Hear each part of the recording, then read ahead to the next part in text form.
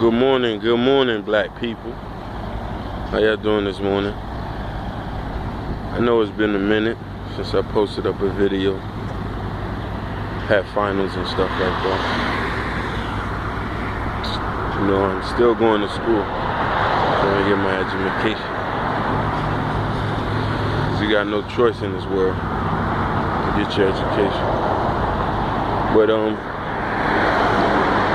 what I wanted to talk to you about today is the hard reality of being a black man in America. Or basically the hard truth. You know what I mean?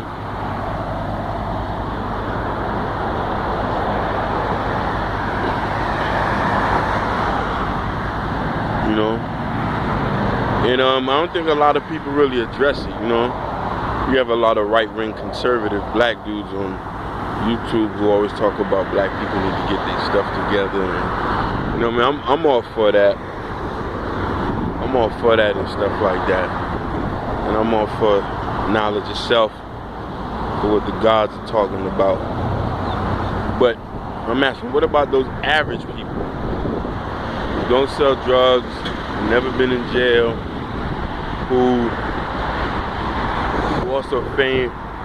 also see some sort of racism or whatever you might say, and still try to overcome that, you know? It's a hard reality out here, you know what I mean? Rest in peace, Mike Brown.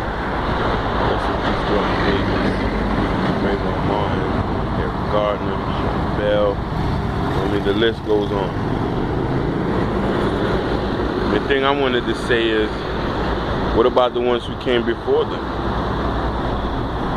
The ones that was never reported on the news, or the one that may look like an accident, or, you know what I mean, or the ones that had guns planted on them and made it look like they resisted arrest or something and they automatically killed. You know what I mean? I'm from a city that's ridden with crime. You know what I mean? How many young brothers in my city that got killed, and you know what I mean, they say, oh, he resisted arrest or something like that. None of that was posted on the news and stuff like that. But, you know, I'm talking about something that happened 10, 15 years ago. You know what I mean? The meat of my conversation is what I wanted to try to bring to light, is share some of my experiences that I've been through with being a black man in America. And you know what I mean, and I'm saying this because I'm a person who's been out the country, and I've been to a couple of states in the United States. You know what I mean? So I'm gonna give a certain opinion. Now I'm not throwing shade at any other race or trying to make this debate or get on some hotep shit, or you know what I mean, on some left wing. I'm just sharing you my experience, what I've been through, or stuff like that. When people see you, they already have a preconceived notion of who you are, just by the color of your skin. They already know what your intelligence level is, your work ethics, and how you're going to be able to function or produce. Nobody actually gives you the time of day to really get to know you in America. And when I say this, I'm talking about black folks too. My own people do this to me too. You know what I mean? It's nerve-wracking. You know what I mean? We're trying to do the right thing. You know what I mean? You're trying to bring out positive to people. And you got coons, hood rats, white folks, just a number of people give you some issues. Getting passed up for jobs. People say you're not qualified enough when you have the qualifications. And I'm talking about people who try to apply for jobs within they scope, and still it's some type of issue. And all this shit that you gotta work harder than the man. You know what I mean? I'm all for that. But also understand this. If you never had a good start in life, how you expect for you to end up in a good way? You know what I mean? I grew up in a poverty neighborhood. You know what I mean? My mother focused on education. I never was a thug like that. You know what I mean? I hung around gangsters and stuff. But, you know, I've always focused on education. But the thing about it is, by me doing that, I've been to several states trying to do better, and still it's the same shit. And I know people say, oh, I don't know how you feel about that. I ain't never went through what you went through. You know what I mean? Because you got certain token blacks who are in certain positions who are able to get there. And you know what I mean? A lot of the time is how you're perceived. You know what I mean? And if when they see you, they like you. You know what I mean? And stuff like that. But then, you know, when you got brothers like me or other brothers who are trying to do the right thing, but there's steady roadblocks in front of us. And I'm trying to my people who's putting in work. You know what I mean? I don't sit home every day and watch Naruto or play video games. I don't do stuff like that. You know what I mean? I'm out here. Look how early in the morning it is. I'm going to this piece of shit job for some change. And I've been applying places, you know what I mean? And I have an education. That's the crazy thing about it. I have an education.